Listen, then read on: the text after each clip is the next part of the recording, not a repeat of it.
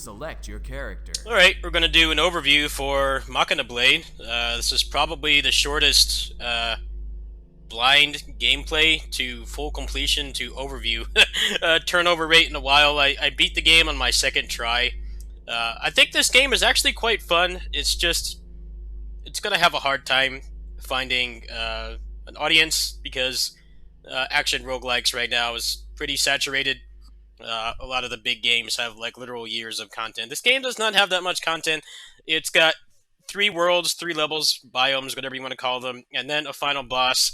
There is no variation. There are no alternate bosses. There aren't really a lot of items either. There are things that you can unlock by getting gold, but I kind of already beat the game like half an hour in, so I don't know how much of a gameplay hook that's going to be. The game itself is actually quite solid. So you have 3 characters. You have your fast-paced melee character, you have the gunner, and then you have the big slow guy. So it should be pretty obvious who I'm going to pick. This is who I beat the game with.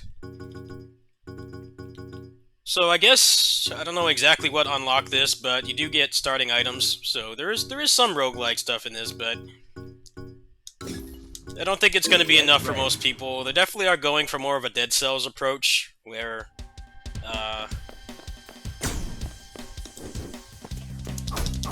your skill and your knowledge is going to carry you more than a bunch of broken items. So, however, I did get a pretty broken item on my first run that made me, like, not quite invincible, but it definitely could soak up a lot of damage. I've seen some reviews. This game doesn't have that many reviews so far, but I've seen some people saying the game is too easy. I think it's better for the game to be too easy than too hard. Because with games like this, a lot of the problem is they try to balance it around the most hardcore, sweaty people, and like average people will never attain that level of skill, and the game just gets like a lot less fun to play as a result. So, it'll be interesting to see what they do. I don't know how receptive these guys are to feedback.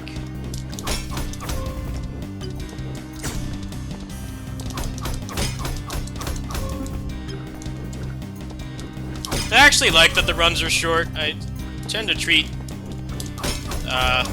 action roguelikes as similar to my stance on beat-em-ups. They're better when they don't waste your time.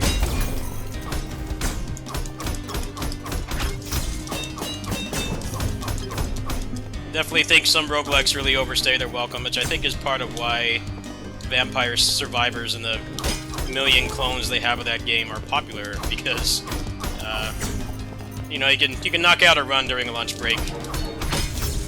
It's not overly long. You can't really get attached to the runs because they're too short. That's definitely how this game feels, but I do feel it doesn't take too long to clear this.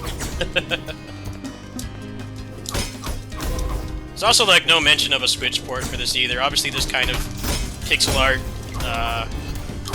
you know, lower budget tier game does better on Switch. They have like no mention of that at all, so hopefully they'll get on that soon.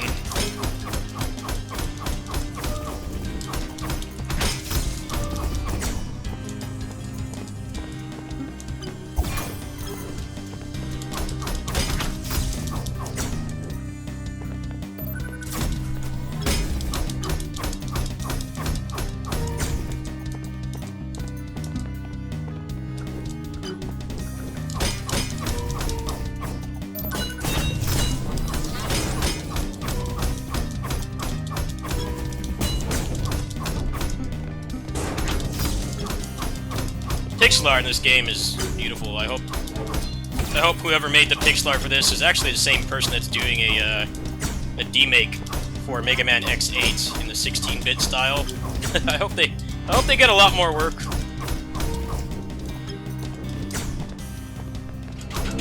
This game manages to have quite a bit of pixel art and unique sprites and stuff.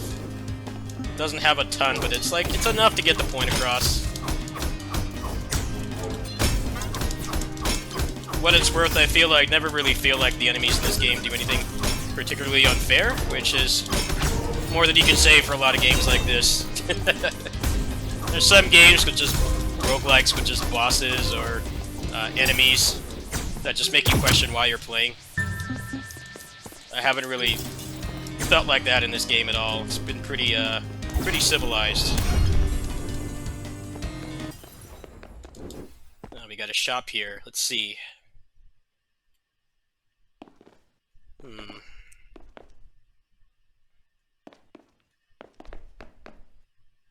Let's try that. So apparently there's only 50 items, but there don't seem to be a lot of usual items you find in these games, or like most of them are junk, or you need to find the item is junk, but you need like a very specific other item to combo with it and get synergy. Seems like you mostly just have functional items. You're not gonna have like a ton of them. You can pretty much get one from getting a 20 kill streak, which definitely has some RNG involved, because the enemies might not spawn. You might get an elite class enemy, which is harder to kill, or you might get hit by something you don't really expect. You get that, and you get the 1 item per level, so you get a total of 3 items from that. You get some from the bosses as well. There's a boss chest, and then the shop. That's basically it. So not a lot.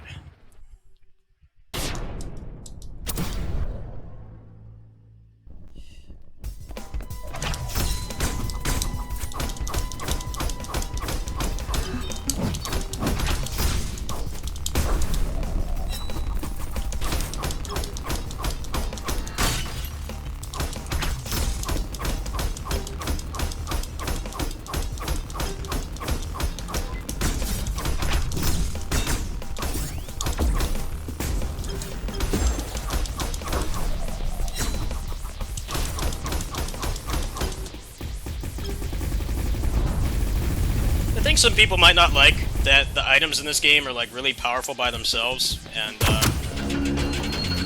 there definitely is still some thought into what you pick, but I feel like a lot of modern roguelikes, outside of stuff like Dead Cells, where your skill is still like the most important thing, a lot of action roguelikes are kind of going with the Isaac approach of game design, where you have a lot of smaller items and you just stack them forever and ever until you get overpowered.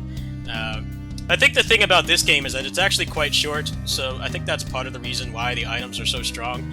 There definitely is still a bit of a decision-making process. It's just, it might not be enough for some people. I don't think this game has that much content. I actually think it's pretty easy, but, I've been playing action games for decades. I don't want them to balance this game around hardcore sweaty people, because that's a problem a lot of indie games make, where they see somebody beat the game without getting hit with, playing with their elbows or something, and then they think their game is too easy, and then they make it hard in the most unfun ways. They make the attacks unfair, they give the enemies a lot of armor, or they just give them more health. I think this game is a pretty good spot. They're only asking $12 for it, so it's not like it's ridiculously overpriced. It's just, I don't feel like there's a whole lot to unlock so far. I've gotten through like 2 tiers of the unlock bar, and I guess you could theoretically get all that without actually beating the game, but the game is actually pretty short. It only took me like 20-30 minutes to beat the first time, so if you like shorter roguelikes that have more of an emphasis on skill, some people are saying the bosses are too easy. I think it's actually a good thing that they don't pull out any BS, because that's something that happens in Dead Cells. Dead Cells, despite being skill-based, there definitely are some things that bosses will do that will inevitably kill you the first time, unless you watch a guide or a playthrough or something. I got through this completely blind. I didn't watch any gameplay of this at all, besides the little clips that they've been putting up on their Twitter for however long. So, if you value that kind of experience, I think this is worth it. I don't know if they will add more to it. I hope they don't nerf the items. I think it's actually cool how you can get like 2 or 3 items and you just kind of have a build right away. There's not a lot of grinding, there's not a lot of waiting for item pools to unlock, so that you can actually start having fun with the game. And the game is short enough that there isn't really enough time to really do that anyway. The pixel art in this game is amazing. I mean, look at this sprite. The sprites in this game are awesome. I don't really think they can really expand upon the game as much as they'd like. So ideally, I think they should just add more items, maybe more random events or something. I think that would give the game more variety. But if you're looking for something that's skill-based, I definitely think this is a good purchase for now. But given how crazy this pixel art is, I think it's going to make it harder for them to add stuff to this than you would expect. So yeah, the game is $12. It's on Steam right now. There is no mention of a console port of any sort, which, to be honest, is probably where a game like this is going to get most of its exposure. I'm kind of doing my part here. I asked them for a key, but they didn't respond. But I don't regret my purchase. It's definitely worth it. I'm not sure how far the unlocks go, but they did say that there's only 50 items. So I feel like if you can clear this game consistently, you'll probably stop unlocking things maybe a couple hours in. But I think the game will still be fun to play. The characters, what they're worth, play very unique, far more than most other action roguelikes, where they just have like a starting item and like maybe one or two things that differentiates them. Usually just stats or something boring like that. It also is co-op in this game as well. I think there is 3-player local co-op, so you could use remote play together to play the game with your friends as well. I think for $12, it's a good deal. It's just, it might not really resonate with a lot of people, especially, Vampire Survivors is so popular right now, and I think it's actually made action roguelikes as a genre way worse because it's all anybody wants to make right now. And obviously with something like this, it has its own identity. It definitely does have pretty strong inspiration from Dead Cells and stuff, but it has its own identity. I feel like the Vampire Survivors clones, just because of how minimalist the gameplay is, there's not really a lot that can differentiate them. It's cool to see stuff like this coming out, and I think the genre has gotten a lot more boring to look through the section on Steam, just because it's like 90% Vampire Survivors clones. So definitely support stuff like this. It is only $12. I recommend it. It might not last you as long as a lot of the the greats, the most popular games in the genre, but it's got it where it counts. Thanks for watching.